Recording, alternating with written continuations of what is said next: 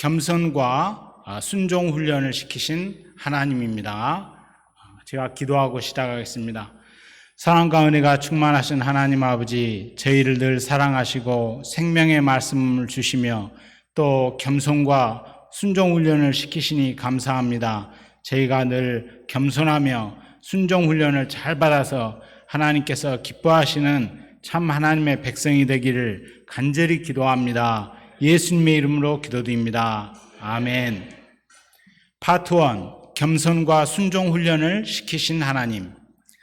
야곱이 길을 떠나 드디어 동방 사람의 땅에 이르러서 외삼촌 라반의 집에 이르게 되었습니다. 13절 말씀. 라반이 그의 조카 야곱의 소식을 듣고 달려와서 그를 영접하고 안고 입맞추며 자기 집으로 인도하여 드리니 야곱이 자기의 모든 일을 라반에게 말하며 라반이 이르되 너는 참으로 내 혈육이로다 하였더라. 야곱이 한 달을 그와 함께 거주하더니 야곱은 오랜 길을 떠나서 드디어 외삼촌 라반의 집에 이르렀습니다. 그리고 또한 외삼촌 라반의 환대를 받으면서 집에서 함께 거주하며 한 달간 행복한 시간을 보내었습니다.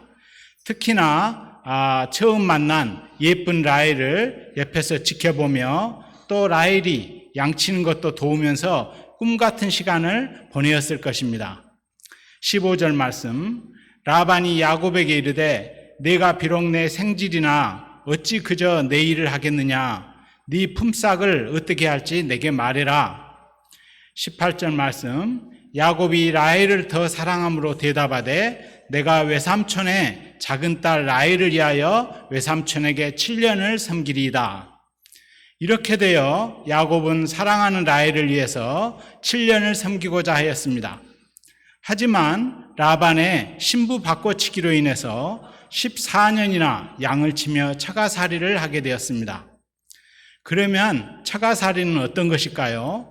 옛날 우리나라 속담에 보리 석 대를 구울 힘만 있으면 처가살이를 결코 하지 않는다는 말이 있습니다. 그만큼 처가살이가 힘들다는 뜻입니다. 그러면 처가살이의 특징을 찬찬히 살펴보겠습니다. 첫째, 사위는 자식이 아니기 때문에 아무 유산이나 분깃이었습니다.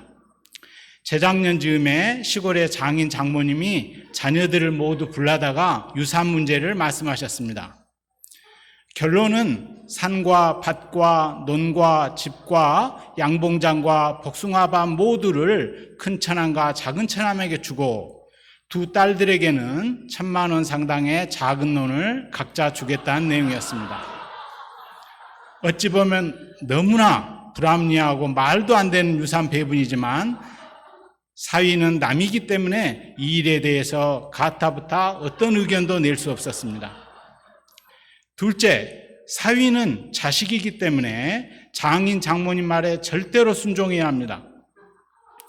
장인어른은 산의 길가들과 밭들과 논두렁들과 모든 풀들과 10년째 아무 열매도 없는 복숭아밭 200평을 예초기로 정리하라고 말씀하십니다.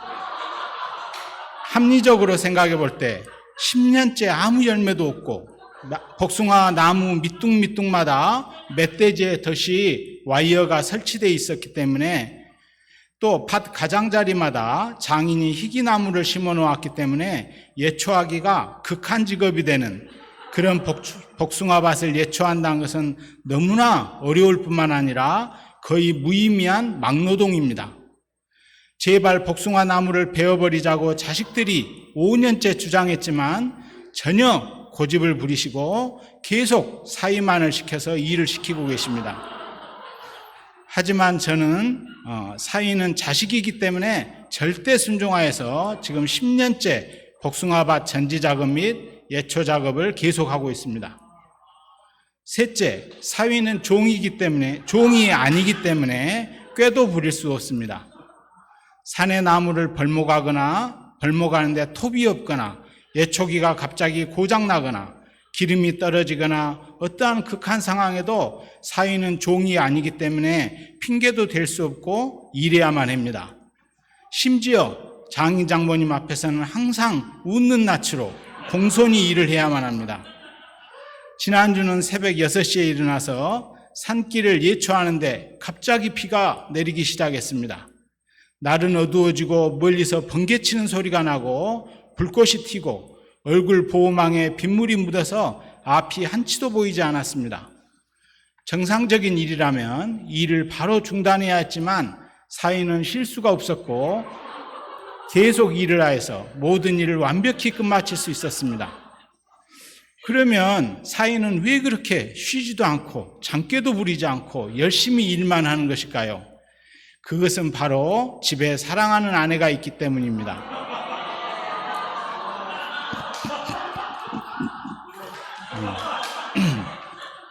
열심히 일해야지만 집에 돌아왔을 때 아내의 따뜻한 미소와 고생했다는 위로의 말을 들을 수 있기 때문입니다.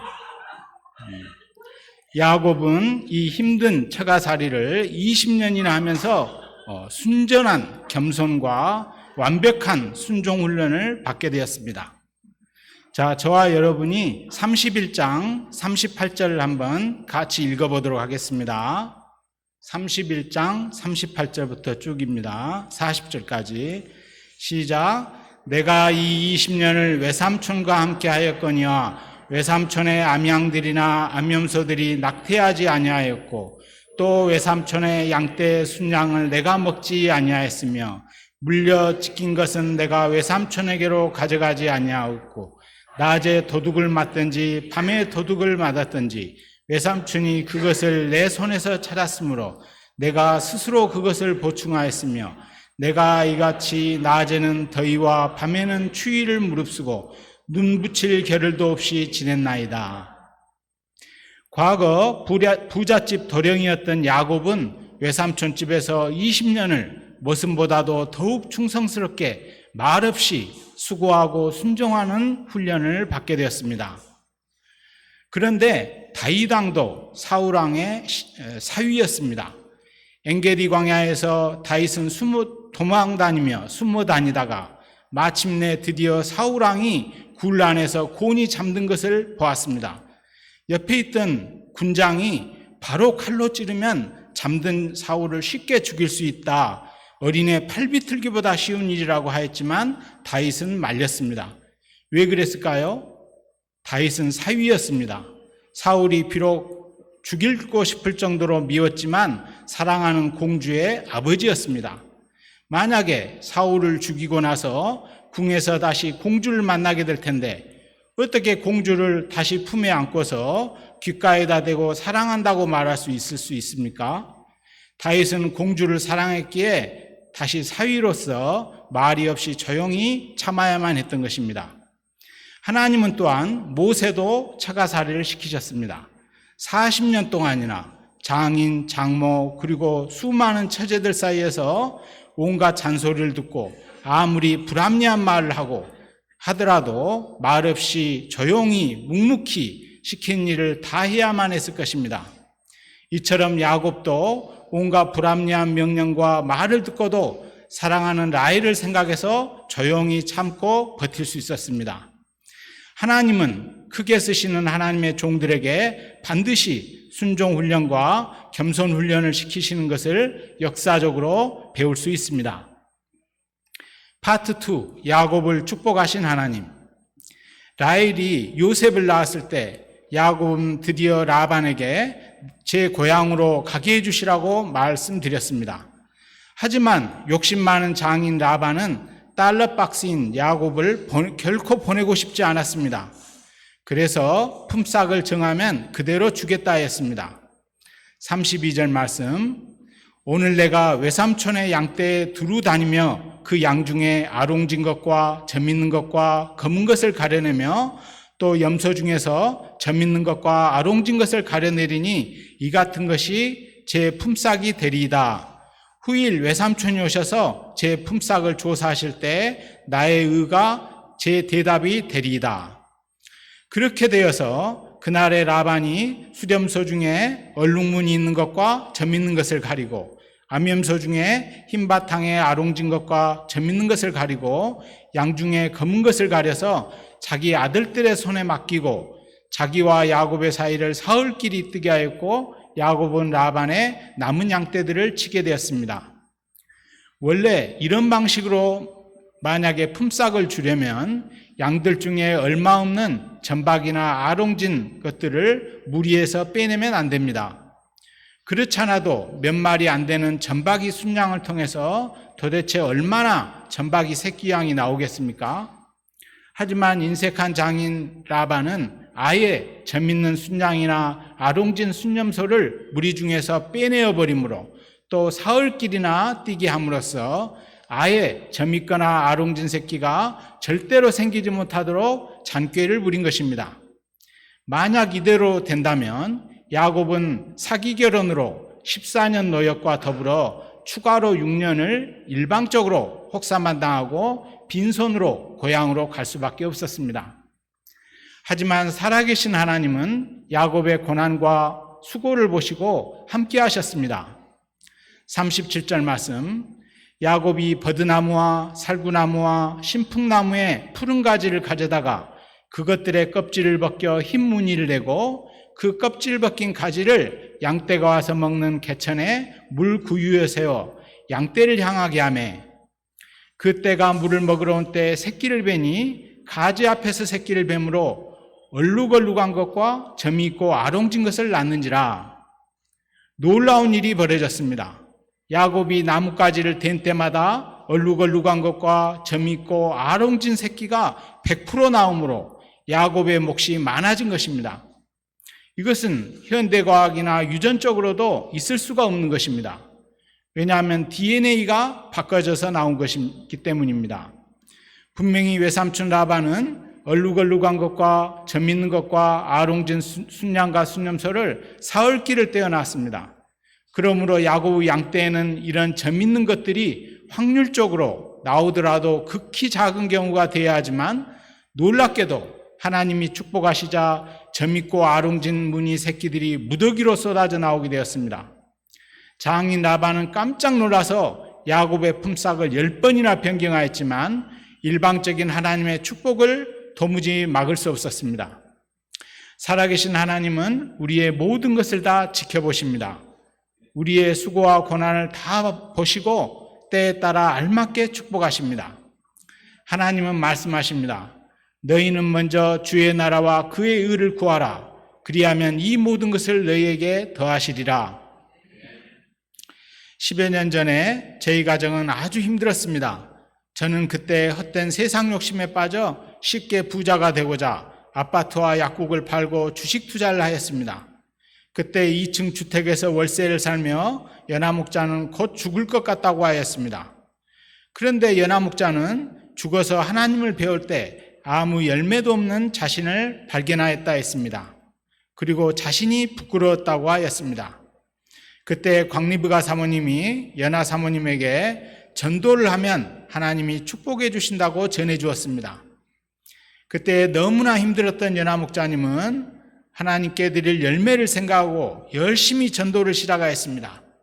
그런데 놀랍게도 기적이 일어났습니다. 남은애가 하나님 은혜로 6년 전장을 받고 전대 약대에 합격해 되었습니다. 뛰어난 학생들도 3년에서 7년 걸리는 약전 시험인데 재수도 하지 않고 단 1년 만에 합격함으로 약전 학원 설립 이후 신기록을 남기게 되었습니다. 새 약국을 구하는 것도 도저히 불가능한 일이었으나 계약직으로 다니던 약국에서 쫓겨나자마자 새 약국을 바로 구해서 당당하게 하나님의 축복을 받게 되었습니다. 지금도 연하 목자님은 열심히 과기원 전도를 다니고 있으며 하나님 은혜로 최영송 목자, 공영찬 형제, 이재원 형제, 임재서 형제를 돕고 지난주는 또 이혜지 자매를 센터로 인도하게 되었습니다. 우리가 이처럼 열심히 주님 일을 함으로써 하나님의 큰 축복을 모두 다 받기를 기도합니다.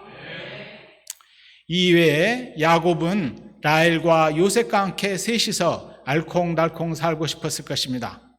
하지만 하나님은 장막터를 넓히시고 13명의 자녀를 갖게 하셨습니다. 일방적으로 야곱이 큰 민족의 조상이요 이스라엘로 살게 축복하셨습니다. 우리도 하나님의 뜻을 영접하고 자녀들만 데리고 알콩달콩 살고 싶은 욕심을 버리고 열심히 캠퍼스를 신방하며 개척하여서 양들을 많이 쳐서 하나님 나라 확장에 큰 힘을 보태기를 기도합니다. 제가 이 시간 기도하고 마치겠습니다.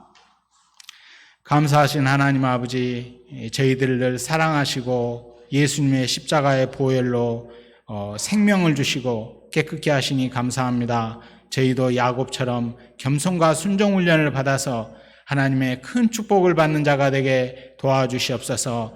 캠퍼스에서 많은 양을 치게 도와주시옵소서. 감사합니다. 예수님의 이름으로 기도드립니다.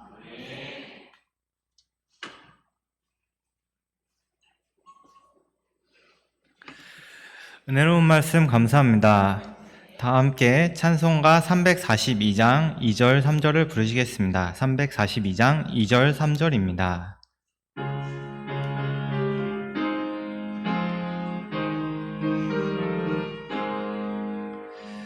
내 친구를 삼가